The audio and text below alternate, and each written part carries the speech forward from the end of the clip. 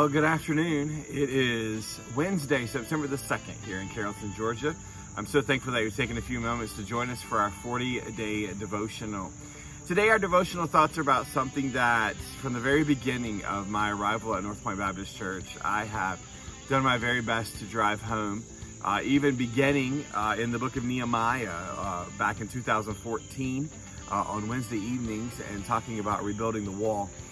And the theme of that whole series that I did on those Wednesday nights was all about unity among the brethren. And then as God moved us and continued to move us in the right direction, then going on a few missions trips and just binding the church together through some difficult days. And my greatest desire has always been, as Christians, that we would be unified, that we would remain in unity. The enemy wants nothing more than to disrupt us. He wants to harm us. He wants to cause us to not have unity in our lives. He wants to cause us to be disjointed. And the reason is because when you're not unified together, when you're not on the same page and on the same team, then it's going to cause disruptions. It's going to cause problems. It's going to cause issues as you're trying to serve the Lord. And so my desire is, and God's desire is that we would be a unified body within the Spirit of God. To do that, our goals have to be the same. Our intentions have to be the same. Our purpose has to be the same. Our dreams have to be the same. We have to be able to share with one another and talk about them in such a way that we're not in competition with one another, that we're not trying to find ways to be divisive, but rather we're trying to find ways to unify for the one true goal of sharing and spreading the gospel of Jesus Christ and building disciples, building up the faith. You see, when our faith is put together, when our faith is strong, when our faith is all moving in the same direction of the same faith, then we can be unified. We can be, as the old saying goes, on the same page.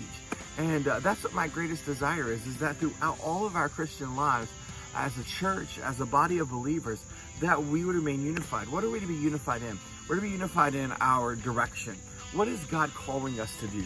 Well, God has called us all to be disciples. He's called us all to be followers of Christ. And that's what our ultimate goal should be, is that if I'm following Christ, Christ is the one that's in charge. Christ is the one that I look to as my leader. If I'm following Christ and everyone else is following Christ, we're all in this together, then we're all going to be unified because we're following the right director. We're following the right leader. We're following the right commander. We're following the person that is going to lead us in the right direction.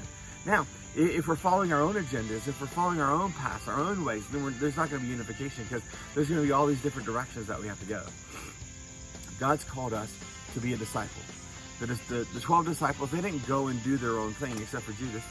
And in that case, what they were doing is they were following Christ. And every time that God led them, every time that they were heading in the right direction, God always used them to honor and glorify Him. So we're headed all in the right direction. We're doing the right thing, which is to share the gospel, to spread the gospel, to help those in need, to be a body of believers that is a caring body of believers, and one that is full of, as we talked about yesterday, full of community.